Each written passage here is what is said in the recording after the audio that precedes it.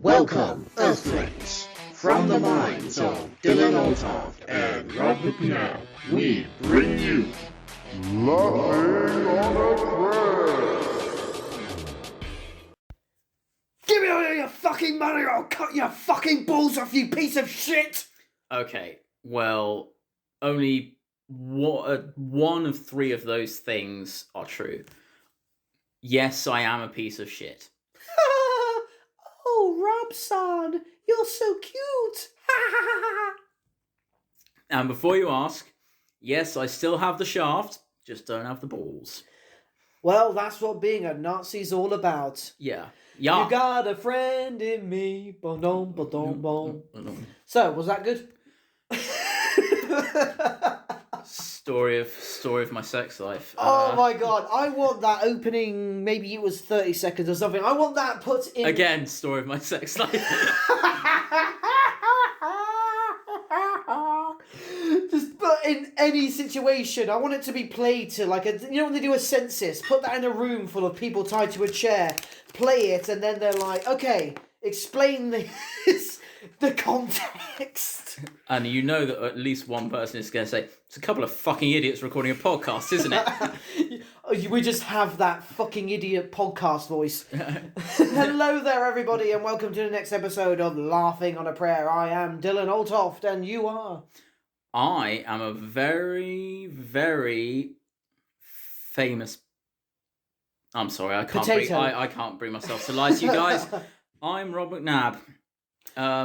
That's about it. And today we're doing a very particular episode. We will get to more nerdy stuff in the future, but in the meantime, Rob, what is today's episode? Today's episode about famous people. Whoa! Like us. Cough, cough. Whatever helps you sleep at night. Rob, we're on famous quotes. We're on YouTube. Come on. It's YouTube, actually. You uncultured swine. But speaking of being famous, you know what famous people get asked a lot? Are you bi? What? What do they get asked? Maybe. I think Tom Hardy was asked that at a panel once. I mean, either one of them, either way, they are questions they get asked. We have questions. We have a question, yeah. Holy fucking shit, who's this from? This is from the ever faithful Molly. Molly! Another question from Molly. You're stalking us, Molly. Guys, ask us questions and you will be accused of being stalkers as well. Yeah. Or, help, Molly can't do this on her own, so you got to give us some support. Yeah, Molly's kind of shouldering the whole podcast at this point, guys. Yeah. Help her out. Yeah, and Molly will give you your money soon, we promise. Just give us time, okay? Don't hurt the guinea pigs. Yeah, please, don't do that. Well, I mean, they're Dylan's guinea pigs, so, I don't care, but... Yeah, I haven't been able to play tennis in days now. Yeah. Especially within lockdown when you've got your partner with you. Oh yeah, the amount of windows we've gone through. So, what's Molly's question? Okay, so Molly's question is quite specific. Holy shit! And I guess we can start off the famous people with sort of like actors. We'll go into sort of famous historical people's famous historical quotes. We're sort of doing a whole spectrum because, we like to chat lots of crap. I wonder if talking about famous people will delve into our very familiar territory of converse. I think said famous person, I wouldn't call it, is probably more infamous than famous. Well, referred to as history's most famous person because of how infamous. Yeah, maybe. And Ben Elton, that's on you. So then, I hate myself. So I feel that this is more something that I can probably answer. Oh, thanks. Because I'm such a shit dip. Well, yes, because the question is, do you have a favourite Brendan Fraser movie / scene, and why do you like him? I think I recall this Molly person asked us about the Mummy movies as well. So this, yeah, Molly, you got a thing for Brendan Fraser. Well, so do I. He's a great man. Outside of the Mummy movies, I've seen him in Monkey Bone, which was not the best film in the world. Obviously, as kids, George of the Jungle. George of the Jungle quality. Do you know him in many other films? Bedazzled. Oh, yeah, of course. That was alright. Yeah, but specifically the Mummy. It was a remake, but it was alright. But specifically, I think the Mummy is by far, I think, one of the greatest adventure films of all time. And part of that is down to Rachel Weisz. Would you put it up there with like Indiana Jones? Oh, yes, definitely. I mean like the original Indiana Jones. Yeah, obviously. I actually prefer The Mummy to Indiana Jones. Oh, Rob, you have just lit fire. Well, you know what? Indiana Jones fans, they don't appreciate Brenda Fraser or The Mummy, so, they're not really people. They may look like us, but they don't think right. Their brains aren't wired. Wait, are you an Indiana Jones fan? No, I am, but... You appreciate Brenda Fraser. Yeah, but The Mummy's better. Okay. And so... Really? Ancient Egyptians using Japanese sai to duel? Yeah. Okay. How is that not cool? Fair enough. As opposed to, I'm running away from a boulder. Anyway. Well, you can imagine people would find a big rock. Tell me how ancient Egyptians found a Japanese weapon used to defeat samurai. Oh, look, you're a fucking archaeologist. You found a big rock. Whoa! To be honest, that is like 90% of their job. Yeah, exactly. So it's not surprising when he does. What was Brenda Fraser? He was like in the French Foreign Legion and then just went AWOL. Yeah, he's just a badass that play by his own rules. Anyway. Or bad at his job. Well, you know what? There are lots of people that are bad at their jobs that are really cool. Like us. Yeah. Yeah. Exactly like us. All right, you can handle the shaft on this one. Your Brendan Fraser moment. My favourite Brendan Fraser moment, and this is a little bit of mummy trivia. It's in the first film because that's the best one, obviously. Is that when he's on the boat and they're travelling up the Nile, and then he meets his little buddy Benny. And then he pulls a gun on him and he says, I think I'll kill you. And then Benny says, it's like, no, wait, think of my children. And he says, you don't have any children. And he says, someday I might. That scene was improvised between those two guys, and it is fucking hilarious. He was very trigger happy in that film. I remember he went to a place where they were meant to get transportation. The guy didn't have it. It's like, okay, you're going to die. Yeah. He was like, just ready to murder someone for that. Yeah, and I think that bit, mainly because it was improvised between those two actors, and it's like so funny. It's like, think of my children. You don't have any children. Someday I might. You know, if Chris Pratt hadn't played him, a Mummy era Brendan Fraser could have been a good Star-Lord. 100%. I think you get the same sort of vibes. I think he would have been a very charming Star-Lord. Yeah. So, yeah. In conclusion, favourite Brendan Fraser film? I know it's probably everyone's. It is the first Mummy, and my favourite scene is, you don't have any children, someday I might. I guess I'll have to go with, again, Monkey Bone was terrible. Bedazzled was alright, but you could have just got any pleb to be the pleb in that film. I don't think Brendan Fraser necessarily brought anything unique to Bedazzled. Like any sort of awkward, nerdy guy learning a life lesson. That's just like paint by numbers Hollywood. I think, yeah, and I'd have to go with the first Mummy because the second one was absolute. I hated the child in the second one. Imhotep's powers made no sense. It made no sense in the second one because he'd had all of his immortality removed from him at the end of the first one. So he shouldn't have had any of his powers at all because Anubis had taken it away, but they just decided, fucking whatever. But anyway, so no one brings that up. He should have been able to do anything in the second one. I will say the child is not the most annoying child. My dad's gonna kick your ass. Yeah, he's not the most annoying child I've seen in film, though. You're gonna go with Phantom Menace, aren't you? No, I'm gonna go with Harry Potter. Which one? All of them. Fuck those kids. Oh, come on. The kid that played Seamus wasn't too bad. He was just trying to turn his water into rum. Yeah, exactly. And he tried to turn his water into rum, and then he ended up blowing stuff up. Way to, perpetrate the Irish stereotype, J.K. Rowling, you racist bitch. Actually, that's a point. I never thought about that. Yeah, the little Irish kid was trying to turn his water into rum. Into booze, and then ends up blowing shit up. Is it just because they couldn't think of a rhyme for whiskey? Anyway, favourite Brendan Fraser moment in the first one. I do kind of like, again, a moment with Benny. I kind of do like that moment right at the beginning when everything goes tits up and Benny goes to Brendan Fraser saying, I guess this means you've been promoted. Yeah. Yeah, he's like, you're with me on this one, right? Oh, your strength gives me strength. And then he runs off. But no, that's not fair, because that's more of a Benny moment than it is Brendan Fraser. I guess the bit where he's being hung... Hang on, let me put some context here. No, again... I assume that he is hung. Yeah.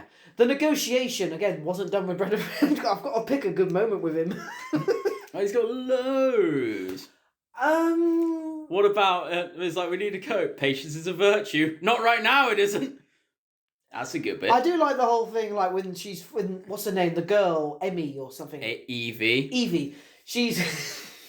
Don't insult me like this. Hey, don't insult Brendan like this, sir. I will not have it in my household. He's the one with a Pokemon for a partner.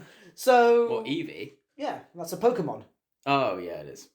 Evie! Anyway, so... And he's like, well, I guess when all the shit goes haywire in the boat, he's like, I've got the map, it's all in here. I did like that. Oh, no, sorry, when he throws the cat up to him, Hotem. That was fucking awesome. Oh, yeah. Hey, look at this.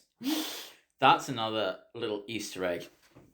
I believe in the... the cat had just wandered on set that day. Brenda Fraser just... And he just picked it up and it scared the shit out of the actor. I believe it was... It's when they're on the boat and they're getting shot at. And obviously they have like the squibs in the wall that are blasting out.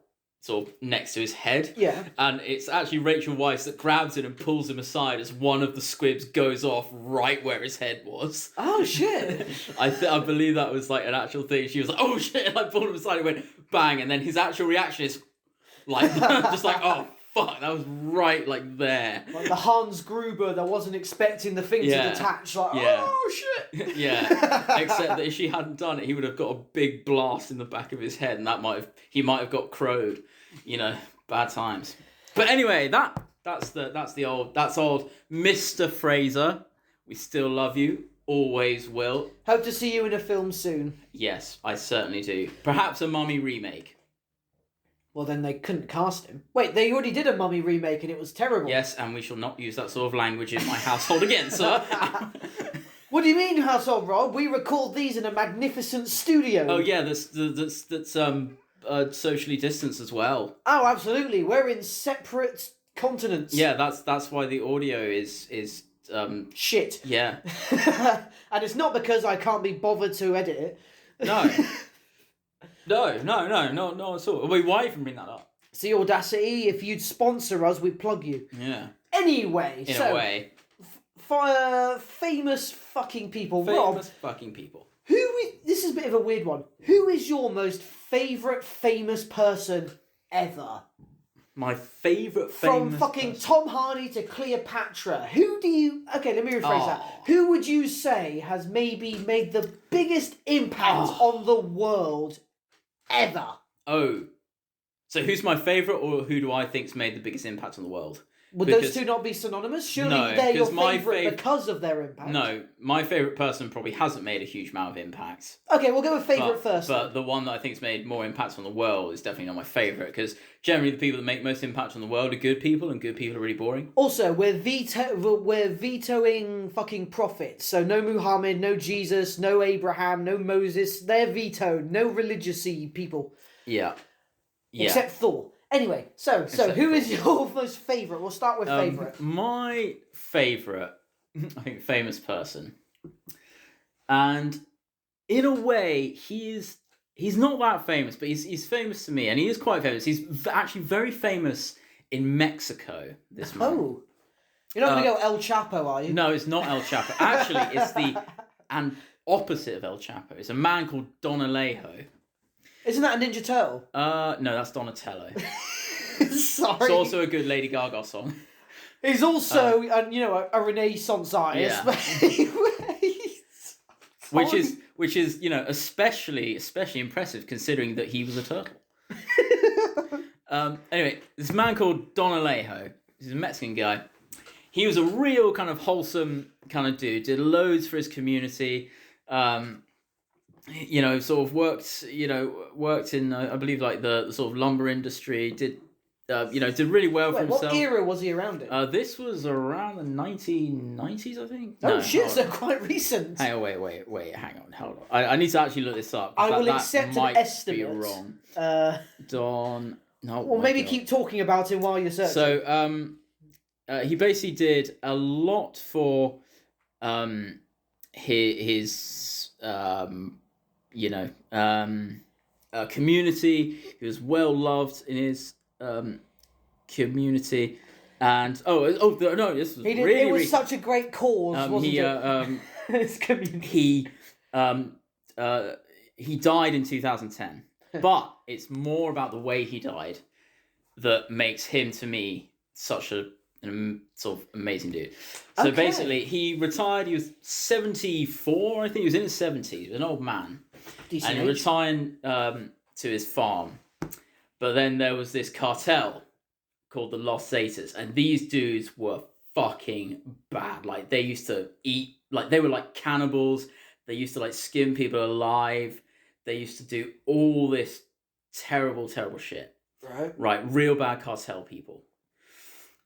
And then one day they come to his farm and said, "We want your farm. Give it to us, or else." Don Alejo says, "Come and take it." So the Los Zetas, they go away, and then Don Alejo, one of his big, and you might be able to wonder why I think this guy's such a hero. One of his big passions was firearms. Oh, so I can guess where this is going. He set about setting up his farm with guns and all ammunition at windows, stuff like that. Then the Los Zetas came back and said, "We're back with all our guns." They had like 20 guys. Right. Came back with all their guns and stuff and said, "Give us your farm." Don Alejo walks out of his front door and double taps 2 of them with a pistol. And then they start lighting up his fucking house, just shooting. And then he's set up all his weapons everywhere. So he's moving from like window to window, different firing points. And he's just slaying bodies, left, right, and centre. Right. And, 2 of them, they start throwing grenades at his house. And start, blowing holes in his house. Then 2 of them charge in the door. They open the door and he's just stood there, blast them twice with a shotgun. He's just stacking up cartel members. How many? Is it reported how many ended with before he died? Yeah, I think he killed like 12. So I'm guessing this right here. The reason he's your favourite is because he did what you had originally wished Gran Torino had ended with. That is a strong possibility. But it's more the fact that this 78-year-old man made this entire cartel look like a bunch of bitches. So probably and despite the fact that they were completely like they were seen as like sort of one of the worst cartel guys. They used to eat people, they used to flay people alive, they used to like rape children. These were bad people. And he's become in Mexico this folk hero because they've written songs about him, about like this one man that actually stood up to the cartels. I'm picturing the minstrel from Holy Rango. Grail right now. Brave Danilo, brave Danilo. Yeah. He buggered up, he shot their face, he fucked their nuts with some mace. Yeah, and I think it's just such a cool story. This 78-year-old man, despite being intimidated, by these, cartel members, the average citizen just like stood up to these evil men and made a last stand. And he was found by the Mexican Marines because eventually the cartel were like, "Oh, people are going to hear this gunfight going off." He was found by the Mexican Marines. He was in his bathroom and he was sat with his rifle pointed at the door because he was ready to make his last stand. I was like, man, that is a man. Like, his balls must be made of granite. Honestly, like that is some... So what happened to him? Well, he was killed. He was shot a load of times throughout the gunfight. But, he made his last stand. He wasn't going to cower to thugs. Do you think maybe that's because you sort of see that's how you'd want to go out? No, I don't want to get shot. Well, one man taking on an army by themselves, that is sort of a glorious way to go. Yeah, it's a glorious way to go, to be fair. I wouldn't want to be him, though. That man is heading to Valhalla. Also, I don't think I'm going to live till 78 anyway, so... Well, if you could choose between going out that way and, I don't know, in a fucking hospital bed and all that sort of shit. Yeah, no, I'd probably rather get shot, actually. I don't really know. Head to Valhalla. But the point is, like a cartel comes up to you and says, "We want your farm." He just says, "Come and take it." That is some hardcore shit. That is cool as balls. Yeah. What about you? My favourite famous person fucking ever. They don't have to be real as well. But they could be real. Sadly, this guy is real. I have some absolutely amazing fictional people, but this guy... We should do fictional people after this. We will do a lot of fictional people. Yeah. Bruce Lee. Now, I've never mentioned this much on the show, but I'm a martial artist. I have a bit of background. I have studied boxing, Muay Thai kickboxing, mixed martial arts, and ninjutsu. So, martial arts has been a large part of my entire life. I've enjoyed Jean-Claude Van Damme movies, I've enjoyed loads of martial arts films and all that, and as well as martial arts animes themselves. Netflix, please release the 3rd season of Kengan. And One Punch Man Season 2. That's out there. You can watch that on YouTube with English subtitles. Shit, I shouldn't have said that. Oh, you idiot! Now they're going to take it down. Oh, shit. Quick, pause this while I watch it. No. So, but the reason Bruce Lee stood out to me as well, because Bruce Lee was an amazing martial artist. Obviously, I've seen Enter the Dragon and all that. He even kicked... who hasn't? He even kicked Chuck Norris's ass on film. But the point is, Bruce Lee was also more famous for his martial arts teachings than he was his actual martial arts prowess. And as a martial artist myself, Bruce Lee impacted martial arts, the world itself. Bruce Lee, what a lot of people have argued, is the grandfather of MMA. Because before Bruce Lee, when he learned his martial arts, organisations did not allow mixing of teachings. He was not allowed to sort of teach other people the stuff he'd known that weren't maybe Asian or weren't part of that school. Oh, really? But yeah, that weren't part of that school of martial arts. Why was that? Traditional-based reasons, really? Sacred and all that sort of thing. Basically, a lot of different martial... Sort of like walled communities. Martial arts was incredibly segregated. And Bruce Lee said that's all bullshit. The whole point of being a martial artist is to pursue greater knowledge and become a fully rounded person in martial arts itself. And that's why Bruce Lee is seen, because he went out there, he taught other people stuff, and he learned different martial arts himself. And he's so for instance, say you learned Kung Fu. If you went out and started to learn like karate, would you sort of be kind of frowned upon for doing that? You would probably be ejected from your school of Kung Fu. Usually, really? Especially if you're a master. If you're a Kung Fu master, that's all you're allowed to do. Really? You're not allowed to pursue any other martial art? It's highly frowned... Before Bruce Lee's times, it was really highly frowned upon. Why was that? And again, like I said, it was the idea of traditional sort of thing, not wanting to extend their knowledge to the Western world. So there wasn't any sort of like... But karate is Japanese, isn't it? It is Japanese, but you must bear in mind there is a lot of heated history between Japan and China. We know that. So is it literally just sort of like for no practical reason? It's just like practical reason, but it's not just them being xenophobic. It's also very cultural. Like there's a lot of cultural history to each nation's martial art, and they do just want to keep it to themselves. But Bruce Lee was like, "Fuck that! That is stupid. The best martial arts come from learning from each other, not from learning off each other." And so, to be honest, Bruce Lee, well, if it wasn't for Bruce Lee, then there'd be so many martial arts communities that only keep their teachings to themselves and would not mix. And it's through integration that we progress as a society itself. We, for example, the Western world, you can agree with, is a culture of cultures. Yeah, it's a mixing pot. Yeah. All of Europe itself has stolen from all of the rest of the world, and we've made a massive cultural stew, and that's what we live in. Yeah. You can also see that idea of in stuff in like opinions. Obviously, we're not going to go into politics, but like opinions, politics. The fact that if you just shut yourself off and you put yourself in an echo chamber, only hearing the same thing, like that's detrimental. Absolutely. It goes into other parts of life. And that's how Bruce Lee felt, because again, a large part of martial arts is the spiritual and mental progression itself, like becoming a more enlightened being. It's not just beating the shit out of people in the raid. which is amazing. The Raid is a cracking film.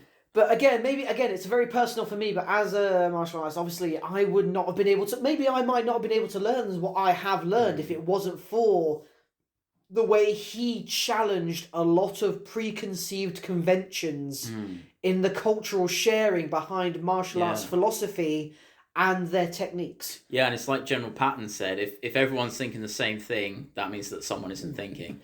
And again, there's a reason why Bruce Lee is still as famous as he is today. Because, yeah, he was a really good martial artist. He was more of a Hollywood martial artist sort of thing. Like, there was often a big debate whether, if Bruce Lee had gone up against Mike Tyson, because he was in his prime at the time. Bruce Lee himself said in interviews, Mike Tyson would throw me apart like a rag doll. There's a reason weight classes exist. Mike Tyson was a heavyweight boxer.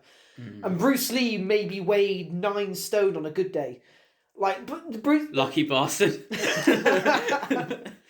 But the point being sort of thing, Bruce Lee was carried on for so long because his teaching was centered around integration of knowledge. And to me, that makes him stand above so many others, especially today, because we live in a world where people are trying to rebuild walls that were previously taken down, like in the 70s and 80s, and you could argue some parts of the 90s.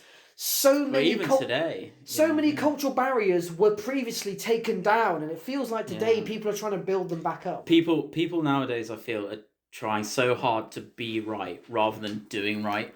I would very much agree there. To quote a certain man, "We're going to build a wall. It's going to be a fantastic wall." But yeah, I remember one of my favorite. I believe this is Bruce Lee.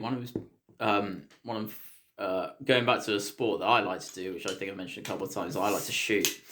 Is the one, but even though Bruce Lee did martial arts, but one of the quotes that I believe he said, which always stuck with me, is that do not fear the man that knows how to do 1,000 different types of kicks. Fear the man that knows how to do one kick 1,000 times. You are correct, although it's punches, not kicks. Oh, is it punches or kicks? Or something like that. But it's to that veil. It's like, don't fear the man that's a master of none. Because, practicing a certain, shooting discipline. So for me, it's using a World War I era rifle at 300 yards.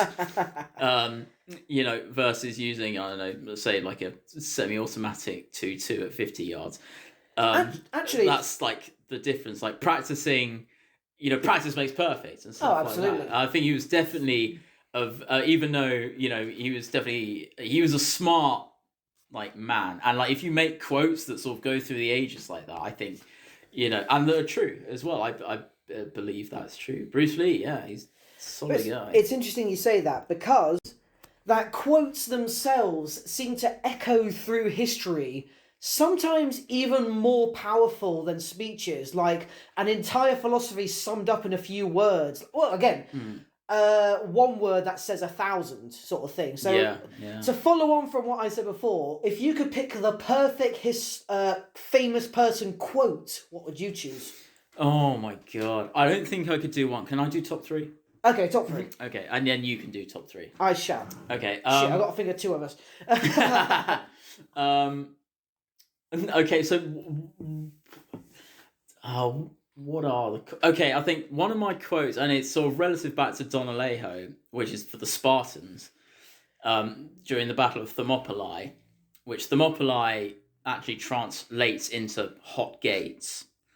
Thermopylae. Those of you not understanding Rob right now, the Zack Snyder film 300. Yeah, but... just to clarify, that film is based on a graphic novel that's based on the Battle of Thermopylae. Yes, but they were not just free. Just saying that technically, saying the hot gates at Thermopylae is like saying the hot gates at the hot gates. Rob's fun at parties. But you'll never know, because I never go to parties, because I'm never invited. It'll be another year before we can go to those again. Not that I'm going to, but anyway. Was when the Persians turned up and they said, "Spartans, lay down your weapons," and they said, "Come and get them." Oh, I thought you were gonna. I'm about to get onto that. Okay. Was that there's a message given to the Spartans from a messenger. So there is a little bit of historical accuracy in the 300 film that's earth and water, which essentially means give me all your land. And they sent a message to the Spartans saying, if we take over your land, we will kill your men, rape your women, and enslave your children. And then the Spartans just wrote back, if. So badass. Yeah. And also there's the one of our arrows will blot out the sun. Well, that's fine. We'll fight in the shade. They were good trash talking. So there's that one. That was a good moment in the film. Yeah. There's also, I believe it's a recorded thing that they said at Thermopylae. So that's the first one. The second... I doubt there were scribes there as the arrows were incoming. Probably not, but the Spartans were kind of cocky people. They like to talk about how cool they were taught to be witty, weren't they? That was part of their theology, talk. yeah. Because a witty man is strength in mind, strength in body sort of thing. My next one would probably... Oh, it's a tricky one. It's going to be... Okay. Yeah. We could do it back and forth. So you've chosen your one. I'll choose my one while you can do it. Go. My one, quick thing, I'm a weeb. So basically what that means is I am a Western person that is incredibly obsessed with Japanese culture, history, and pop culture. And one of my favourite quotes ever is from a very famous samurai with a very famous story behind him, although I won't say the story. Basically, what's his name? Miyamoto Musashi. Oh. He has a very famous phrase from a person that asked him, because he was a philosopher as well, and he often talked about talking peace and all that. And someone once apparently challenged him, saying, "Well, you're a samurai. You carry a sword and that. You were brought up for war. How can you be a killing machine while talking about peace?" And he said famously, "It is better to be a warrior in a garden than a gardener in a war." Yeah. And that is just so good because, absolutely. It is better to be a warrior in a garden than a gardener in a war. And the irony of that is that often it is gardeners who are fighting wars, people that, especially like World War I, World War II, there's people that never thought they'd go to war were going to war and dying. Real sad. My next one is not necessarily my favourite one, but I think it's a very poignant one. Ooh. And often misconstrued by, again, people that don't really actually get the context in which it was said. Well, screw them. Yeah, which is Oppenheimer. I have become deaf, destroyer of worlds. Oh, yes. You might need to put a bit of background there. So, the Manhattan Project, the nuclear bomb that the Americans created to drop on Japan. The first ever one, wasn't it? Yeah, the first ever one. I mean, they had tester ones in deserts, but the properly utilised the actual one. What was the name of the plane that dropped that? It was Enola Gay. That was it, yeah. Enola Gay. One of the bombs was called Little Boy, the other one was called Fat Man, I believe. Fucking pilots that did that must have been... Yeah, they were. There was reports of the pilots looking at the explosions going, holy fuck. I just thought this was a big bomb. I didn't realise it was actually going to, eviscerate a city. Anyway. Makes you wonder how they outflew the radiation, really. Yeah. I mean, those bombs, by comparison, were very small nuclear bombs compared to what we have now. That was what megaton was the first one? I think we've got 50 megatons now. I think it was supposed to be sort of 100,000 pounds of TNT was about... It's dynamite? Yeah, sorry. Like that. Anyway, Oppenheimer. Yeah. The phrase, I am become death, destroyer of worlds. I thought he said he was the father of death or something like that. No, it's I am become death, which is weirdly not English, but it's I am become death, destroyer of worlds. Now, this phrase has been used by lots of edgelords and wannabe, tactical people. Now, the original statement is actually a lament of what he's done. He was like, this is actually not something... He's not bragging about what he did. However, I believe that there is a reason why people have taken this out of context. Full Metal Jacket, Stanley Kubrick, Animal Mother has I Am Become Death. Good film. It is a great film. Written on his helmet. Now, I do not believe that Stanley Kubrick made a mistake. Stanley Kubrick fully understood the context of the quote. I believe this. And I believe it that he deliberately put Animal Mother to write that on his helmet because Animal Mother didn't understand about the context. But now you have like these... almost making fun of people that would take that out of context. Yeah, and now there are people who have taken it out of context trying to say, look, I'm a badass. It's like, bro, the original context of this was not that he was a badass, it was the opposite. But that's almost humanity incarnate, isn't it? We only see the surface and not what lays beneath.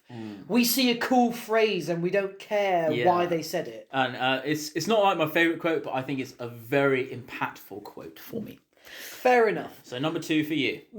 This one's a little bit different because it's been a bit serious so far, but it's a Winston Churchill quote and it is irreparably famous, but I just love it because the reason for that is I think it sums up British people's reactions to things, because British people the way our culture works is, and this often baffles Americans, especially when Americans view our comedy, because British comedy is very mean-spirited. Yeah, we're cunts. Yeah, the way Americans... Oh, also, British comedy is mean-spirited. Sorry, just to say that. The way Americans see comedy is, they see the guy that's making the joke has to be like a charismatic sort of... like a suave sort of guy. Not that we're broad-stroking Americans. Some of you might not think that way. No, I am. Fucking. Also, we would fuck you because apparently you're like some of the fittest people on the planet, despite what people might think. Yeah, Sarah Banks, call me. So, anyway... Scarlett. Anyway, America... But the point is, British comedy is very gallows humour, very dark humour. Again, the whole phrase, keep calm and carry on. Yeah, it's because life sucks here, by the way, Americans. That's why we're bitter. Don't come here for a tan. Just don't come here, actually. We don't want your kind. Anyway, so... And we've just lost a shit ton of subscribers. Bye, subscribers. Sorry. You'd be surprised how a lot of our subscribers, apparently, from what I've read, come from Europe. Really? Which is weird, given the history of the empire. I mean, it makes sense they haven't come from America. I mean, we have no French subscribers. Yeah. So...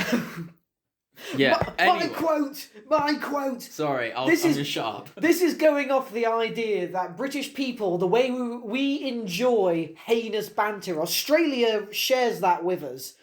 Australia and British people, you walk into a pub, you see your friend at the table, what do you say? You shout, "Oi, cunt, fuck off, why don't you?"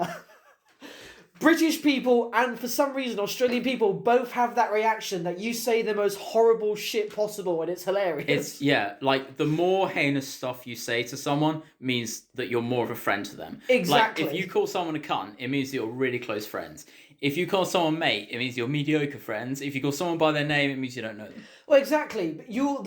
If the more uncomfortable you are being around someone, the more you'll fall back on the rules. On being polite. You'll be polite. You'll be concise. You'll be like, "Oh, dear, never me." Anyway, so yeah, Winston. You'd be like, "Oh, excuse me, mate. Can you pass the salt?" Whereas if I was talking to you, it'd be like, "Oi, dickhead." But the thing is, obviously, Winston Churchill was famous for his wit, and it's that famous story of the woman calling him, making fun of him and bitching him out for being drunk, and he obviously just says, "Yes, well, madam, tomorrow I'll be sober and you'll still be ugly." Yeah. I just love that so much. Because again, I think that encapsulates British humour so well. Quick wit. It's like, yeah, because Winston Churchill didn't look too good. He looked like a melting potato that had been banged by Donny Osmond. So he did not look too well. Yeah. But it didn't matter because he was so witty and it was so funny and all that. And that's why Winston Churchill, well, for more than one reason, is a staple of British culture. I've got my last one. Okay. And this one is a fun one. And it is my favourite, actually. I have saved it. It was by a man, I believe his name is John Longfellow. But he was a member of Parliament. Yeah. At one point, quite a bit of time ago. But he had a sort of famously bald head. Right? There's a phrase. Yeah. Oh, he had a bald head. Like, quite a smooth bald head. Really bold. It wasn't just bold. Yeah. It was bold. It was bold, yeah. And one of his political opponents came up to him and rubbed his head with his hand and said, it feels exactly like my wife's arse. And then without a beat, Longfellow rubbed his own head and went, "Yeah, it does." I was like, "Oh, good trash." Very good. Like how much of a good trash is it? Like, "Oh, it does feel like your wife's arse." I was like, "Mate, that's a funny shit. That I think is probably one of my favorite. That's a good one from a real person. Yeah. Again, I'm not sure. I'm trying to think of a fucking quote from a real. Can I give a fictional quote? Yeah, give a fictional quote. I'm going to give some more fictional quotes, I think. I don't know if I've ever admitted this before. I don't know if we've done a few films episodes, but have we ever done like our favourite film of all time? I don't think we have. I'll let you know now. We'll one day do a film pure episode where we talk about our favourite films and wank ourselves off. My favourite film of all time is The Last Samurai starring Tom Cruise, which a lot of people at the time called out for whitewashing, who didn't understand the point of the film, and you're idiots for doing that. But there's a moment in that film from a character named Katsumoto, and he was the leader of the samurai rebels. And he knew in a few days he was probably going to march on to his death because all of his opponents had guns and he refused to sully his honour, his history and his ancestors' pride by using such things. And he was standing under a cherry blossom tree while it was in bloom. And the main character, Tom Cruise, walked up to him and Katsumoto was just lost in the moment. And he said, as he was looking at the tree in bloom, a man could spend his entire lifetime looking for this, and it would not be a wasted life. That has always hit home with me because it encapsulates the human ability to appreciate natural beauty so thoroughly. Again, like the idea, like you could spend your whole life looking for this, and it'd be worth it because it's just so amazing. And someone that spent his whole life in war and all this and that, like this was a reasonably aged man, like maybe in his 50s or something sort of thing, and he was still able to appreciate something so simple yet so beautiful, and that coming from the leader of like a warring country and all that. Yeah, and I believe that's also one thing that's interesting because people obviously have their ideas. Predominantly Westerners, a bit like me, that don't hugely understand as much about the samurai as you do, have like this idea that samurais generally kind of died young because they fought a lot, but actually samurais didn't actually.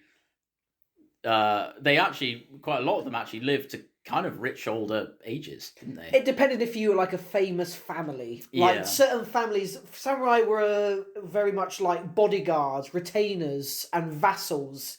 For rich aristocrats. They're a bit like the King's Guard in Game of Thrones. Yes, very much.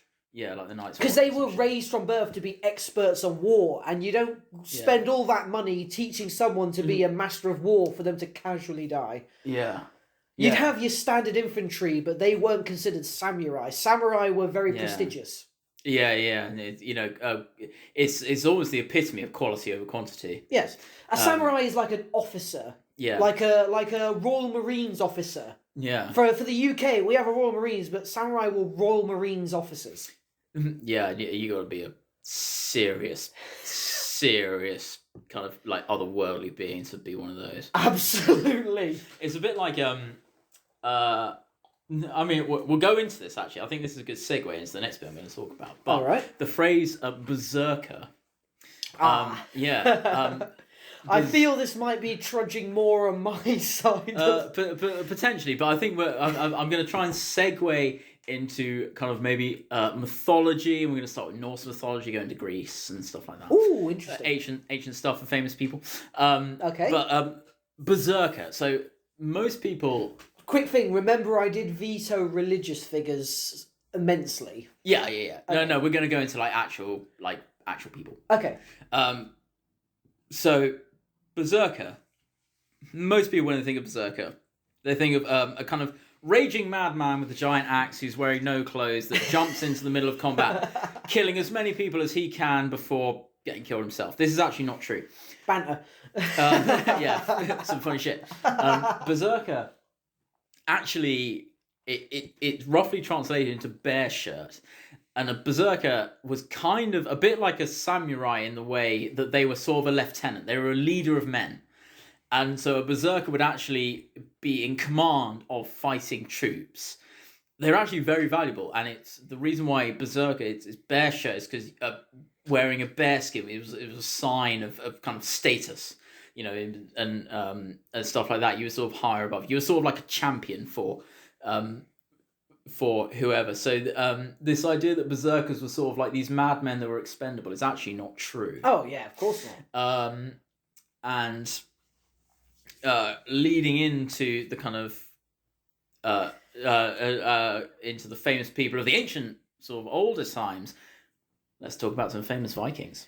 Thing is, if berserkers really were how people perceive them, they wouldn't have lived ever long enough to make an impression in history. Yeah. They were just seen as a few madmen that dived into spears and then died. Yeah, like no one would have ever mentioned them. And they didn't fight naked either. They wore berserkers. Actually, they were paid more, so they could afford things like armor and mail. You know, that sort of stuff that keeps them safe from being killed. Because, you know, you don't want to kill your officers, do you? Yeah, I know. Please do not use the TV show Vikings as your reference. I know they like to clad themselves in tight leather and go shirtless, but I'll give you a quick synopsis of how that fares going into a battle against people wearing armour. You die. Yeah, not well. Also, again, no, the Spartans did not wear leather thongs at Thermopylae. They were heavy infantry. They wore heavy armour. Believe it or not, because they didn't want to die. They actually wanted to win their battles. That's why they wore armour. Yeah, because... yeah, exactly. I mean, you can die in battle if you want, which you probably actually don't want. But the thing is, it doesn't mean you have to get killed very easily. You don't become like the sort of most fearsome fighting force in all of sort of that of Greece because you don't wear armour and... Anyway, moving on. Let's move on. It's a stereotype that, all Vikings want to die in battle because then they get to go to Valhalla. I want to quickly, as a person Norse myself, that is not how it works. Otherwise, every Viking would just fucking kamikaze themselves at enemies and laugh as they die. Your entrance into Valhalla did not work that way. Nope. Firstly, Freya, who was the queen of the Valkyries, which would descend upon soldiers that had died in battle and bring them to Valhalla. Freya got her first pick, so you didn't automatically go to Valhalla. So if Freya wanted you, you went to her. Also, Freya wasn't dumb. If you died in a dumb way, she was going to be like, well, this fucking idiot, what? Why? Why did you do that? Yeah, right? I believe the sick, the old, or, again, those that died in cowardice went to the cold winters of hell. With one L. Yeah. But anyway. Yeah. So let's go on to some famous Vikings. There are some famous Vikings. There are some famous Greeks. There are definitely some famous Romans. Let's go into some ancient famous people that we know actually exist. Okay, Let's start with the Vikings since, you know, we went there. There is the famous dragon slayer, Sugard. Explain who Sugard is. You're the Norse. Dylan's the Norse aficionado in this point. So... I'm going to let you speak. Is famous for... believe it or not, there are actually very few dragons in Norse mythology. I know every sort of mythology has their own version of dragons. Even Egyptians have their own kind of dragons. But Sugard is particularly famous because he was a mortal of Midgard, not a god that slayed a dragon. And before then, it was believed only the gods could do like epic shit because there were humans and dwarfs and magical... It's a lot to explain. Basically, yeah, because God forbid that Norse mythology is complicated. Honestly, though, it does kind of make more sense than a lot of Christian mythology. Like, to be honest, yes, Sugard had to go and kill a dragon, but he didn't have to make a fucking ark and put two of every animal on it.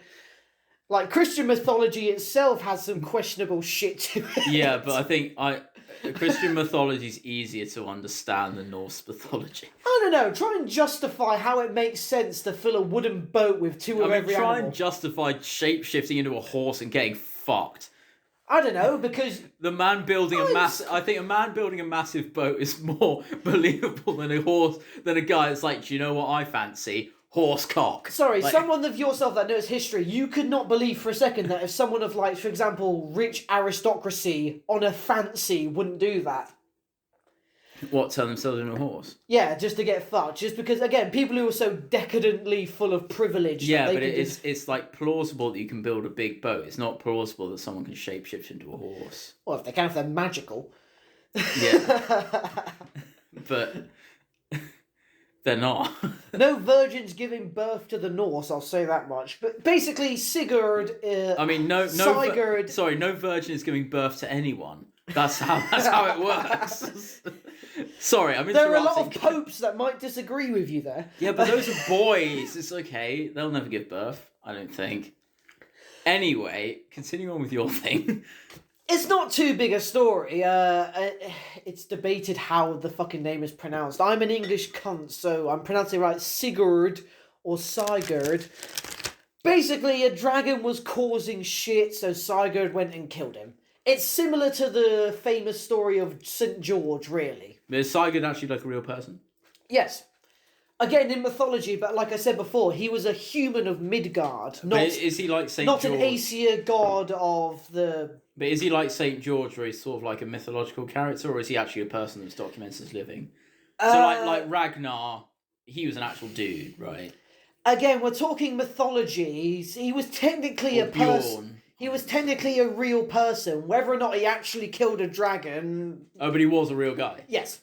Okay, cool. Nice. Well, there are a lot of certain mythological triumphs in Norse mythology were done by humans of Midgard, and they were supposedly blessed by a lot of Norse gods.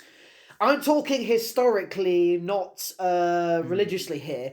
Like a lot of deeds, a lot of famous Vikings did attributed their ability to being blessed by Thor. Because I was actually listening yesterday to a guy about sort of like the pagan gods and stuff. And there's a list. There's like heathens, pagans, and Asatru. Yeah, Staru. That are like...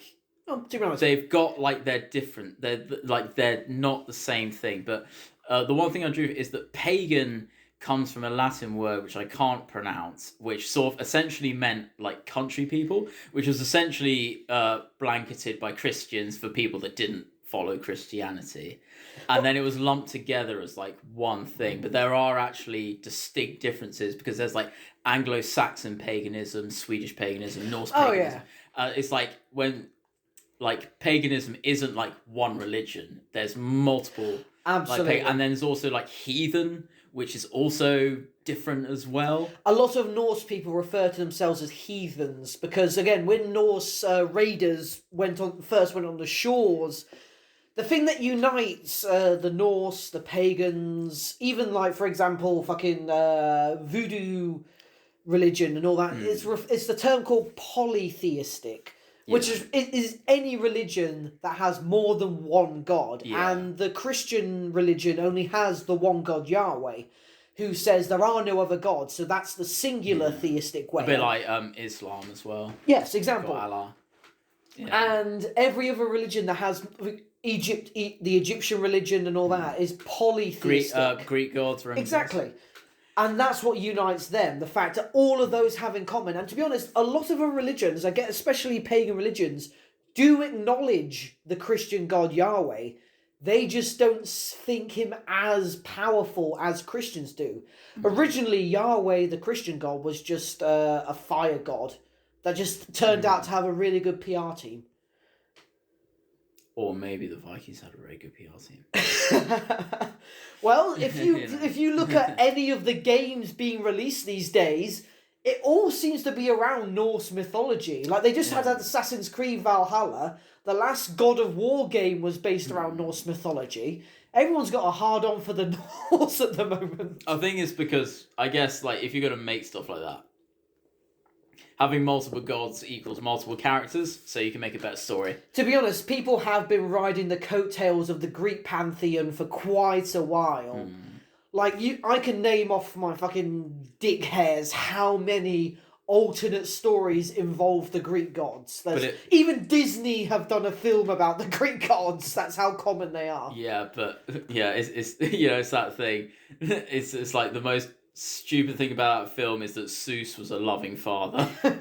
Fuck's sake, even we did a fucking play once about the Greek gods. Oh, by the way, guys, you can watch that. You can watch that atrocity on this YouTube channel. It's called The Only Way is Olympus.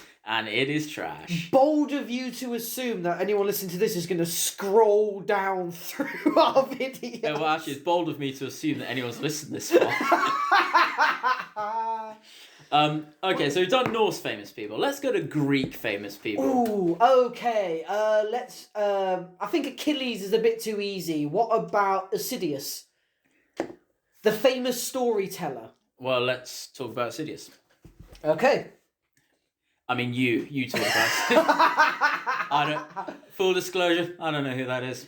Asidius was one of the men that helped Agamemnon originally sack Troy.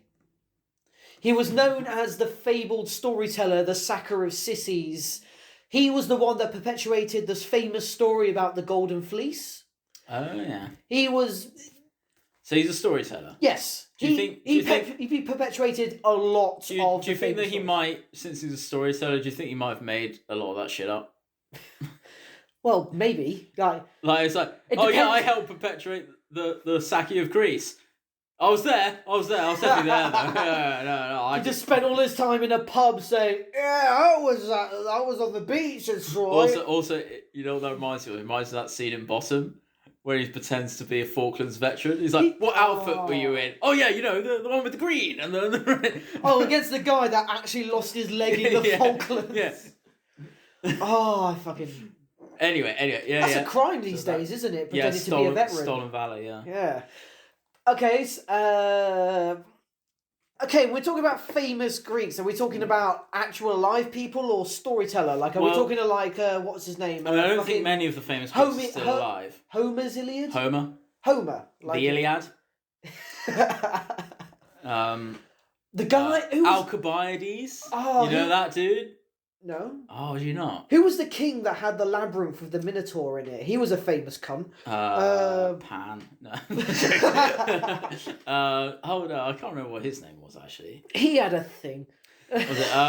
Alcibiades, pretty famous Greek. He's got a couple of cool stories, a couple of funny stories, actually, about the fact that he's a massive, like, wanker. You might need to summarise. No, it's alright, we can wangle this up. Anyway. So there's two things that he did. There was one thing where there was about to he was about to lead a massive invasion to Sparta, I believe. He was about to lead a massive invasion, and then he got really, really drunk the night before with all his generals, and he ended up in prison because he's just causing a ruckus and stuff. And then the invasion went on without him, and they got completely destroyed because he was the only guy that knew the fucking battle plan. Oh my! But he was in prison at the time, and then he. Eventually, he slept, I believe, with one of the Athenian sort of senators' wives. That got found out. So he went to Sparta. Really? Someone in ancient Greece liked to knob around? Yeah, and I think the point is that he was like incredibly attractive. He was infamously known for being attractive. And then he went to Sparta and said, hey, guys, look, so here's the thing. No hard feelings about, like, the invasion and stuff, because he was really charismatic and stuff. Anyway, he went to Sparta for a bit. And sort of counsel for Sparta. But then suddenly, the Spartan king's wife gave birth to a baby with blonde hair, blue eyes that looked exactly like Alcibiades. So he had to escape back to Athens. Oh, really? Went back to Athens. It's like, hey, guys, so about the whole Sparta thing, look, guys, come on, it's water under the bridge. You know what I mean? And basically, it's like this massive, like, Chad. Greek Chad. Yeah, exactly. Chad kind of arsehole that just sort of bounced his way around. There's almost a sketch in that, ancient Greek Chad. Yeah, but he was an incredible... But people kept him around because he was really smart politically. He was also really smart tactically. And he's really good looking. And there's rumours that Socrates himself had a little bit of a fling with him. But just I just think he's just an absolute. He's like the Archer of ancient Greece. Like I was like, mate, that's some funny shit. Yeah, that's a good ancient Greek guy for sure. Fucking blows Asidius out of the water. Again, it's hard to do. Again, maybe that might be the point of ancient Greece is the distinction between the mythological and the real. Yeah. Like how much of that is recorded did happen. Because obviously... Thermopylae, that's that big battle. Yeah. They have their own fucking statue there. Imagine if you had a time machine, you went back in time and you found Leonidas and it was like, for Nopal. No, I don't know what you're on about, mate. We're great with the Persians. We've been trading rugs and wine with them for years. Yeah, I've got Jerry in the corner there. He's writing this little fan fiction. I doubt it'll ever get famous. And that was one of the with Sparta. That was one of the major problems they had. Is that the fact that the Spartans didn't believe in money? They believed in trading, but everyone else, like Athens, Persia, they all believed in money. And so the Spartans were like, well, we'll give these chickens. Holy shit! And it's like, yeah, but we don't. We give these chickens. We'll give you money. Yeah, we don't care about money. And it's like, Rob, well, fuck off. The Spartans. They were the grandfathers of cryptocurrency. Yeah. Chick coin.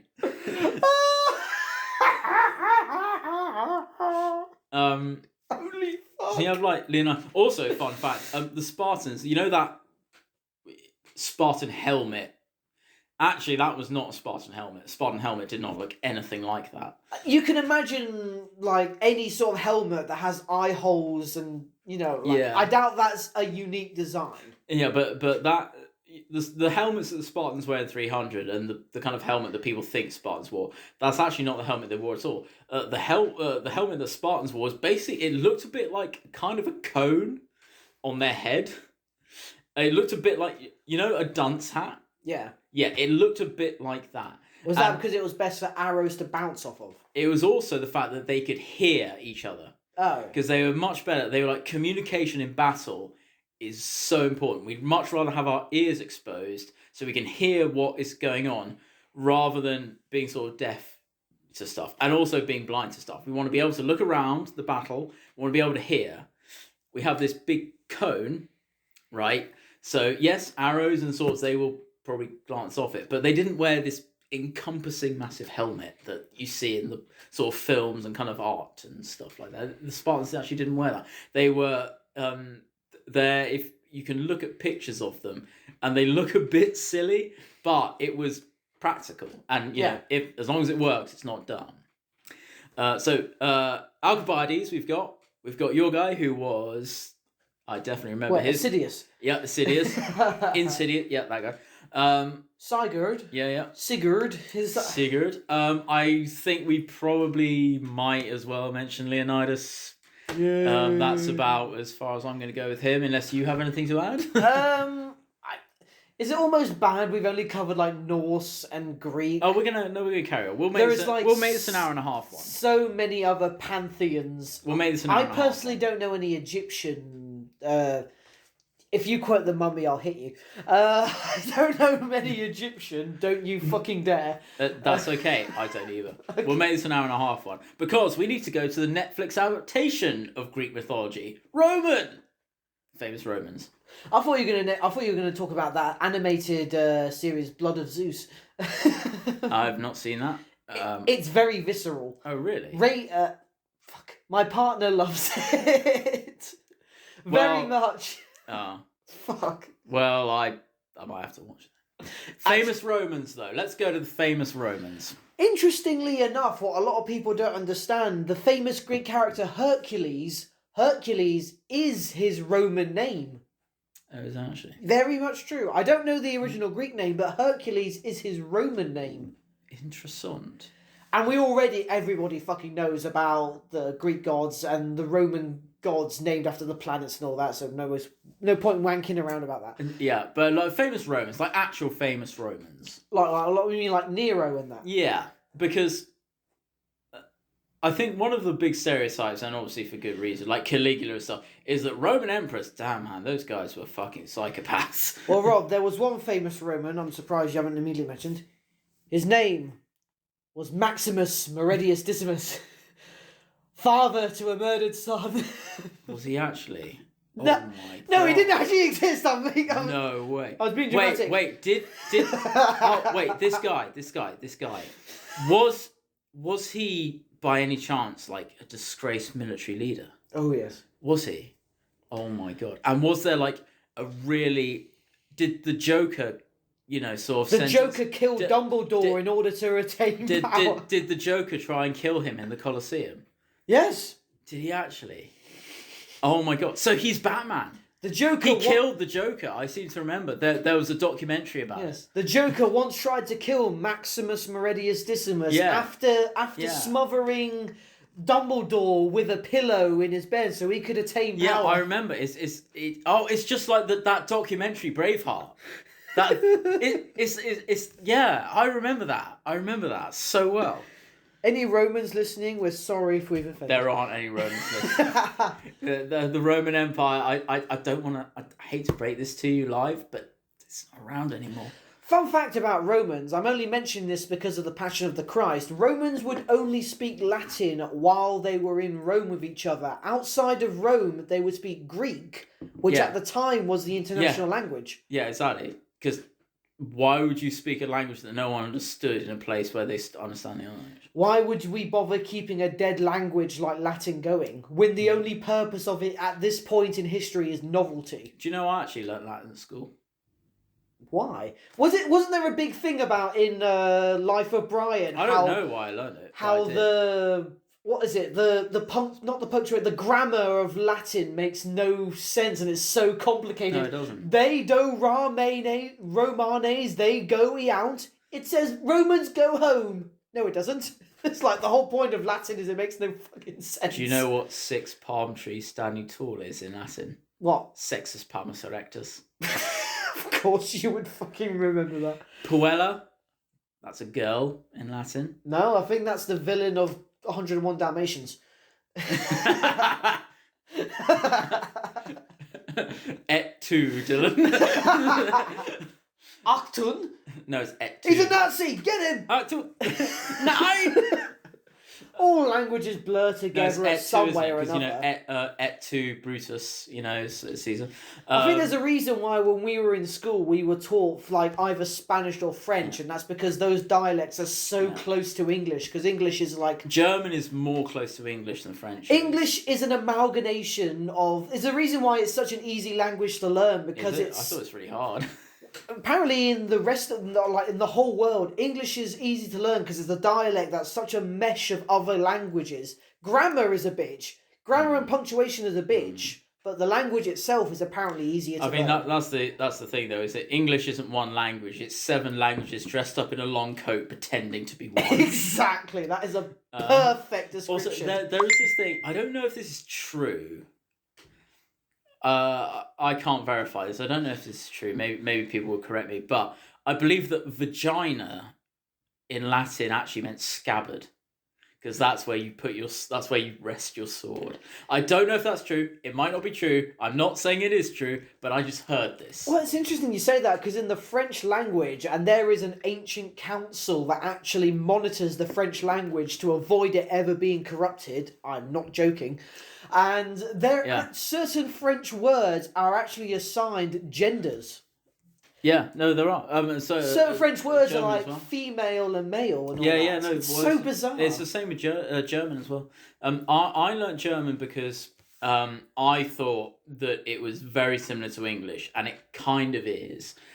But then there's different tenses. There's like the perfect tense, the pluperfect tense. Can I ask, is it possible to speak German without sounding angry? Nine! No. Wait. Sorry, let me do it again. 9. Gosh, there's a vegan stage that's not gonna fucking get gonna... 9. Okay, I want to emphasise that was all nonsense German. Yeah. Obviously, there's only, like, angry German.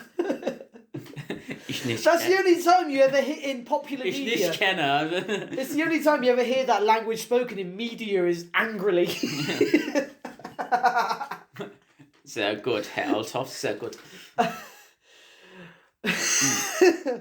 You know what's amazing? The fact that you and I know so little about famous people that we were talking about the German expression of vagina. It was the Latin expression. But let's go back to famous German people. Why not? Let's go back to the point of the fucking episode. Yeah, of famous people. Okay, so we've done famous quotes. Have we? Yeah, we have. I did the bald head thing. Okay. I did the bald head thing. Yeah, that's as far as... Yeah. This is a classy podcast, okay? I'm drinking wine at the moment, all right? I am impressed that we've managed to go without mentioning a specific famous person we mentioned at the start of the podcast. Yeah, that small Austrian dude. That was what Arnold Schwarzenegger. He's not small. He's now he's small. not. No, he's like in his late 70s, and he's still a pretty, he's guy. He's huge. He makes me feel really self-conscious. But once you build that foundation, even if you let yourself go, you never lose your size. And now let's go on. Let's move on from that. Arnold Schwarzenegger. Let's talk about guys and girls who are kind of famous from the time that we've sort of been growing up and stuff. People that are sort of famous. Well, that's fucking vague. Care to put a decade on that? No. Well, people that are sort of famous to us, like famous people that we've grown up with, people that have been prominent. Let's say 90s. Our lives. 90s, 2000s then. That covers 20 years, that's us growing up. Yeah. Or just famous people that we've... I mean, like, I definitely know who Schwarzenegger is. Well, I didn't know a lot of John F. Kennedy growing up, I won't lie. Well, no, I suppose not. But like, say like famous people. What famous people... This is a question for you. Okay. What sort of famous people have influenced you? I know you've talked about Bruce Lee, but let's go specifically into film. And Bruce Lee was in film. But... famous people, maybe not necessarily film, but sort of famous people in general, be it any sort of like figure. What's the question here exactly? Is like what famous person has like influenced you, or someone that you look up to, kind of in your life? Be famous, be it a celebrity, an actual person of history. Was like is there someone that's had like an effect on your life where you sort of read about them and learned about them and said like, hey, again, look, I like this guy. I mentioned it earlier, and it was that one scene from The Last Samurai that first started me on my path of obsessing about samurai and being a weeb. Because like I said, I watched that when I was a young man. I must have been like 9 when I first watched that film. But other than that, I'd say, believe it or not, I didn't watch that many Schwarzenegger films growing up, because a lot of Schwarzenegger films like Commando and all that were actually 18, and my parents wouldn't let me watch them. Really, yeah. But you know what I was able to watch a lot of? Stallone movies. Because there were a lot of 12 rated... I swear Rambo was 18, the first one. I may not watch the Rambo films, but I watched... Was the first one an 18? I think it was. The first Rambo. Rambo what? Rambo First Blood. That was an 18, I swear. It might... I didn't remember... Oh, no, I think it's changed, though. Because I remember the first 18 I've watched was Die Hard, the original. Well, when Jaws first came out, that was an 18 as well. No, The really? PG film Jaws, when it first came out, that was an 18. Because I remember watching the first... I remember watching it on VHS. It was the first 18 film I ever see was Die Hard, the first one. Yeah. My dad showed it to me. That's a 15, isn't it? Or... Yeah, it is now, but it was an 18 because I still... Ratings are a joke. Can we quickly put aside to that? Ratings are a joke. Oh, yeah. If a film has all the blood and gore in the world, it's a 12, but one shot of nipples, it's an 18. No, titties! It's an 18. Oh, my Ratings God. are a joke. Yeah, no, it's really stupid. But the thing is, that film, Die Hard, at that time when I saw it, Bruce Willis was like my go-to like action guy. It's funny you say that, because that's what made that film so revolutionary. The fact that Bruce Willis wasn't your macho sort of 80s like tough guy like Arnold. He was a pretty flabby... He wasn't flat. Okay, he had some muscle definition, but he was a pretty average Joe. He looked like a normal person. Yeah, exactly. He looked like your standard maybe cop guy. What again I liked about it is that he had like a sense of humour. I don't know. Arnold's famous for like puns and quotes. Yeah, but I know he has cheesy quotes, Arnold, but Bruce Willis has like, now I have a machine gun. Ho ho ho. Yeah. And also, oh my God, Alan Rickman, mate. Okay, we're gonna do a separate should have done action. more villain We're roles. gonna do an action. We're gonna do an episode about this. But anyway, action movies. Oh. Yeah, we're gonna do that. Fuck this episode. I want to go on to that one. That's so much more fun. Yeah, what was I talking about? I mentioned we were talking about Stallone. your a famous guy that sort of influenced you in your life that you look up to or looked up to when you were a kid. Or I'm mentioning Stallone because, like I said, Arnold films were all over 18. Even Jean-Claude Van Damme movies I couldn't get into for a while. but there was a lot of Stallone movies that I was able to watch. There were like certain PG ones, but I did watch a couple badass ones, like Tango and Cash and all that. Stallone movies, and again, Judge Dredd, and even that was only a 15. I was allowed to watch 15 movies.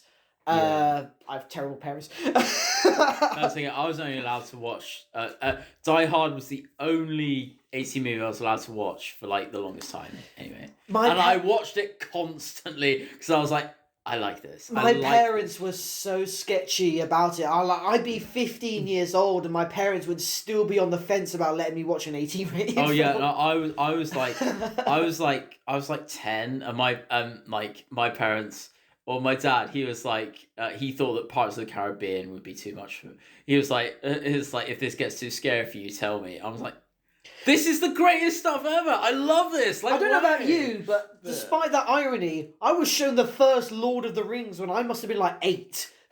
That was some brutal shit. Great. Like, do you remember the orcs ripping meat's back on the menu, boys? We watched that shit when we were like 11. I remember, and then I also remember I was at my mate's house because his parents didn't give a shit. But I remember watching 300 at his house. I was like, mate, this makes Lord of the Rings look like a kid's movie. And I was just like, I love this.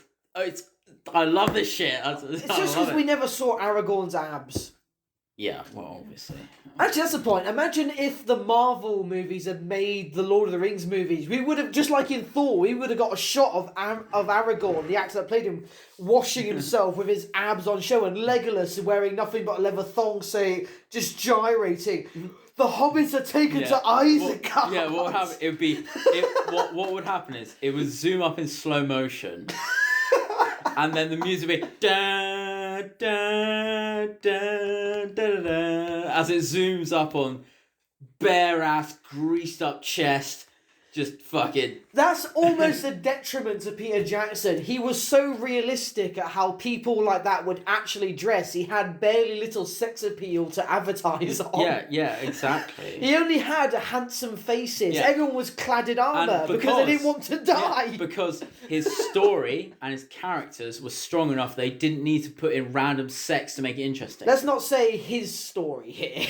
Well, no, but the story. The source material he had to work with was able to carry it without him needing to flash on everyone's hands. I applaud him for reading the books, because I actually, one of my biggest flexes is reading the books of Lord of the Rings.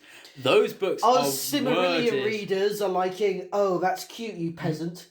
Yeah. And our Game of Thrones readers are like, what are you talking about? But... wait till you get to A Feast of Crows. That is a slog. The point is that the second one?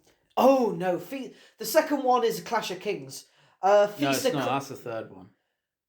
What was the second one? Like, Feast of Crows is like... Oh, no, sorry. No, that is Clash of Kings. Storm of Swords is the third one. And then I think it's A Feast of Crows, because that is... So it's just that, basically, I'm borrowing all the Game of Thrones books that I'm reading. I'm borrowing from my brother. I've read the first one, which is called The Game of Thrones.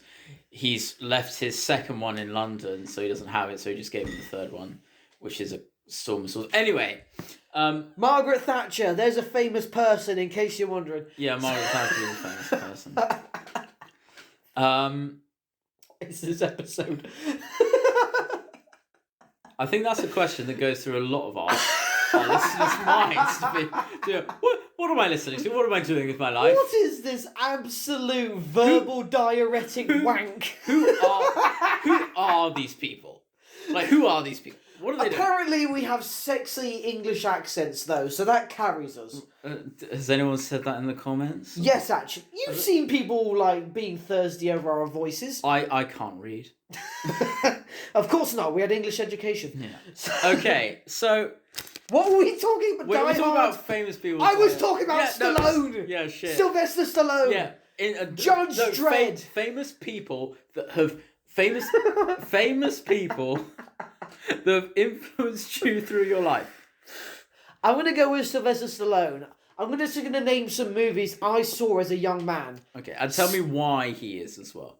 Okay, firstly, Stop on My Mom Will Shoot. That was probably the first one I saw of Stallone. It was a PG. Fuck off. I saw Tango and Cash. I saw the Judge Dredd movie. I I did see a Rambo movie. Don't tell my mum. Which one? I saw Rambo 2. Okay. That's not a bad one, actually. It was whatever the one that opened with him, like, tying his headband and you saw his glossy... Is it the one where he uses explosive arrows? Yes. Yeah, it's Rambo 2. And Rambo 3. But I also saw all 4 Rocky movies, and Rocky really played a big part of me. I love Rocky. I think the Rocky movies might have been what awakened my, like, fighter's spirit, because the first martial art I started with was boxing. Really, I love Rocky, actually. I think those films are great. We should probably do a Rocky episode. Yeah. We'll save that. We should do a Stallone episode. We could do an Arnold episode. Yeah. There's a lot of material, because you've seen shit like Total Recall and that as well, right? Yeah. We could do an Arnold episode. We should do an Arnold episode. But the reason Stallone, not only is he really versatile, but he has such a sense of humour. Obviously, people these days that might have seen the Expendables movies with Stallone. Yeah. And he's really good at those. I love how those films are self-aware. But the thing is, could you imagine someone watching those who haven't seen their previous films? Like, imagine the Expendables being like the first action movie you've seen. Mm. I can't imagine what that experience would be, because we enjoy it so much because we know, like, the context. We've got Jet Li and all these people. Yeah, like, and that's what I loved about the Villain. That's what exactly. I mean, the thing is, it's like those films, they know that they're dumb, and so, they know that they're dumb, but I can't think of a dramatic role that they ever took themselves too seriously. Yeah, exactly, and that's what I really love, is that they don't take themselves that serious. Everything explodes, everyone gets shot and chopped up. Like, I think especially these days, a lot of films that come out are too serious. Yeah, like, you don't get many popcorn movies these days. But it's like those films, like, they're just good. It's what I like to call, and I say this with the best love in the world, good trash. Yeah. Like, good That's not trash. a bad thing. Yeah, exactly. It's called a guilty pleasure. Yeah, I like those films. I really do. I think they're great action. People trash, like, popcorn movies, like the Transformer films. But there's nothing wrong with that. No, there's not. Do you know, as long as you're not claiming them as high art, they're fine as what they are. And I think harking back to, we've had this conversation a couple of times about Thor Ragnarok. That's a good popcorn trash film, I think. Like, that's a good popcorn film, I think. Like, it's good popcorn fodder. It's not very action-based. It focuses a lot of time on very unfunny jokes. But I think it's... I've been falling for 20 minutes. No, but it's pretty good. There's good fight scenes. There's good comedy in it. It's good popcorn. Rob, you're pitching the policeman's ball to a black teenager here. That sounds like a personal problem. I'm just saying, you're not gonna reel something up. It's just because you're not willing to learn, man. I could rack my brain at so many different genres I could look at that film from. Okay, it's not a comedy film. Look at it for action. Okay, the first bit of proper action I think of in that entire film is when he's up against the Hulk in the Coliseum, and then that's played even that's played as a joke. I feel like your Thor Ragnarok is like my Black Panther. That might be true, because I really enjoy Black Panther. Yeah, I think that is an amazing conflation of cultural differences amalgamating themselves to a perpetual point of transgression. Yeah, I know also big words. Because that sentence discombobulated me. The thing is, you can't argue with the fact that it's the first Marvel film where the villain actually changes the hero's mind. Like, Killmonger did make T'Challa realise, yeah, my dad was wrong. We shouldn't have stood by while the rest of the world did this horrible shit. Doesn't that happen in Thor, though? How so? In the fact that Odin, no, not Thor. Yeah. What Odin says. He realises that Odin built his castle on lies, but it doesn't make Thor change his mind on how to be a ruler, because he doesn't rule Asgard. Whereas T'Challa the king... But he changes his mind on Asgard not being a... It's not a... was it Anthony Hopkins says? It's not a place, it's a people. Well, yeah, but... And then he takes them to that shithole, like, fishing village. Exactly. And T'Challa, by the end of Black Panther, is actually using his money and influence to try and invigorate disimpoverished neighbourhoods, to try and actually use their talents for the greater good. The greater good. The greater good. But I think there's cultural and sociological commentary in that film.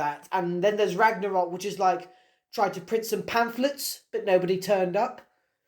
Oh, no, man. Yeah. I know I'm alone on this, and I accept that. It's okay. I know I'm alone on not liking Black Panther. Okay, so I've said Stallone. We're trying, audience. We're trying. I said Stallone. Your turn. Okay, well, I just want to preface this with the fact that we're definitely not trying. Because we don't need to try. But... No one's listening this far in. Yeah, I know, but... Our comments are for the first 10 minutes. We do not need an excuse to chat shit, okay? We're going to do it anyway. I won't lie to you, audience. These podcasts are pretty much what me and Rob talk about. We're at the pub together. Rob and I. Rob, you cunt.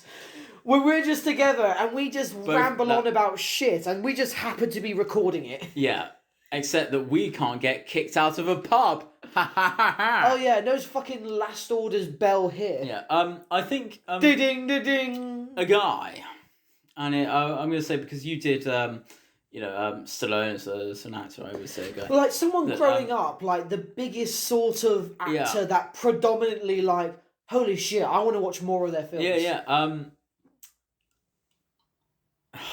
Okay, so I've talked about him before. I'm going to do a side reference to Brenda Fraser, but it's not going to be Brenda Fraser. It's not going to be Brenda Fraser, okay? It's not. Although Brendan... Methinks doth do protest too much. Does mother know thou wear her drapes? Does father know he abandoned you to buy cigarettes and never came back? No, I think probably one of my biggest kind of answers is probably Johnny Depp. Oh, because when I was, good choice. When I was a young warthog, I watched Pirates of the Caribbean. Jack Sparrow is amazing. Wait, no way, that was your first Johnny Depp film. Like, you must have had like Sleepy Hollow before. No. Pirates of the Caribbean, the first one. You never watched Edward Scissorhands? I'm sure Corpse Bride was before that. No. Yeah, I've watched those films, but I watched Pirates of the Caribbean first. Okay, wow. And Jack Sparrow is great. Johnny Depp is great. Also, Fear and Loathing Las Vegas. He's great as Hunter S. Thompson. And Hunter S. Thompson, again, real person. You've got to watch some of his interviews. And then also... we started the podcast when the ghosts began. Someone was feeding alcohol to these lizards. Won't be long before they can see us all. From fucking polar bear. It was so quotable. And there was that... Sweeney Todd as well, quality film. I will gush over that in another episode. Yeah. I think I gushed over it in our musical theatre episode, didn't I? I must have. Yeah, no, you definitely did. I must have. I think I opened it with Phantom of the Opera. Anyway, Johnny Depp, because he was one of the first actors that I kind of watched interviews of. Oh, right. Like interviews of him as a person. Yeah, and right. yeah, and any particular interviews, like 60 Minutes or anything like that? I can't remember what the first ones were, but I remember watching him on Graham Norton. I love Graham Norton. Yeah, he's that Seth MacFarlane. Yeah, oh fuck Seth MacFarlane, he's a bitch. But I remember watching Johnny. We're gonna get an episode about us now. Fucking at me, you fat Canadian prick. He's Canadian. Yeah. That explains so much. Yeah, it does. Oh, yeah. No, we get it, Seth. Weed is funny. You know what, Rob? That reminds me of the time that I was Mel Gibson's hairdresser. Cut to a 5-minute bit of me cutting Mel Gibson's hair, saying some random shit. Comedy. Also, smoking weed and screaming really loud. That's really funny. Anyway, back to... let's just randomly abuse a female teenager. Yeah, anyway, back to good actors like Johnny Depp. Have they ever done Johnny Depp? I can't imagine. I don't think they've taken the piss. I used to watch a lot of Family Guy. No, Seth Rogen, not Seth MacFarlane. Seth Rogen. Oh. Wait. Seth MacFarlane's the guy who does Family Guy. Yeah, I was talking about Family Guy. Yeah, Seth Rogen is fucking like Pineapple Express and shit. But then again, This Is the End was quite good. Yeah, but Seth Rogen in real life's a cunt. Yeah. Anyway, the point is, it's okay, we're not famous enough, he won't sue us, even if he does. Sue us for what? Even if he does, sue us. We don't have fucking anything. Also, come over here and fucking fight us. You're going to take Dylan knows MMA, we know it. Anyway. You're going to take our bottle opener, Seth Rogen. I'm going to take his tongue. No, he knows James Frank. Holy shit, he knows the Green Goblin. We can beat him up as well. Yes, lads. No, I just remembered in This Is the End, they also had Rihanna. She was in that film, wasn't she? Oh, yeah, she was. Oh, shit, we should do a YouTube boxing fight. Wait, we're just going to end up as Logan Paul. What? No. You're going to be doing the boxing. I'll be on the sidelines. Oh, you're going to be my Mickey. From Rocky. No. Rob's going to have me chasing chickens. No, I'm going to be standing there with like a cricket bat. Like Shaun of the Dead. No, fucking tase him. No, because tasers are actually notoriously unreliable. Really? Yeah. Cricket bats always work. The ones that shoot off the tasers or the ones that are direct? No. The ones that shoot off are notoriously unreliable. Aren't those the ones the police use? Yeah, they're notoriously unreliable. Oh, shit. But cricket bats never run out of battery, my friend. With how wide a cricket bat is, if you miss with that, you deserve to die. Well, yeah, exactly. But I won't miss because I love you too much. Thank you. Anyway, going back to Johnny Depp. You talking about me fighting Seth Rogen just made me think of that. Yeah, come on, man. You can put that fatty down.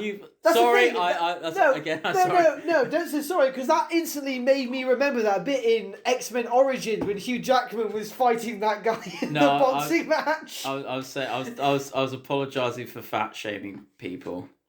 Why? Because I said you can put that fatty down.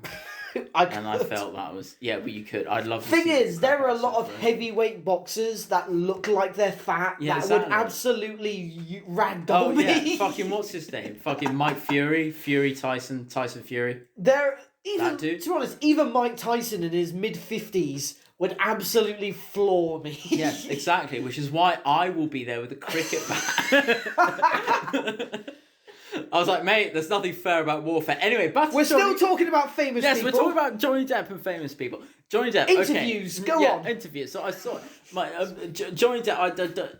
I was watching fucking. Please call this TV. Episode Tangent. I was watching Johnny Depp, all right, yes. And Graham Norton, and he was just such a chill dude. I loved him in Pirates of the Caribbean. I liked him in all the other shit. And, I'm not going to go into the fucking Amber Heard shit. Fuck you, Amber Heard, by the way. Kill yourself. Fucking cum fart, cum stain, fucking shit, riding short bus, shitbird. Anyway. Apparently she has lost her job with Aquaman. Not because of the controversy. Apparently she hasn't been keeping up with her expected, superheroes are meant to be fit, right? She hasn't been keeping up with that, so that's why they're dropping her, because of contract Well, reasons. Of course she hasn't caught up with that. Look at her fucking face! Anyway, this has become very mean-spirited. And it's only just now! And it's come over an hour and a half. I don't think we've done a hate episode, have we? All in due time. But, ladies and gentlemen, I hope... I doubt, but I hope, at least, that you might have semi-enjoyed this episode.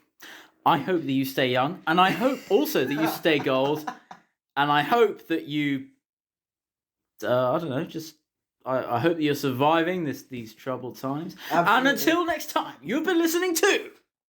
Laughing on a Train.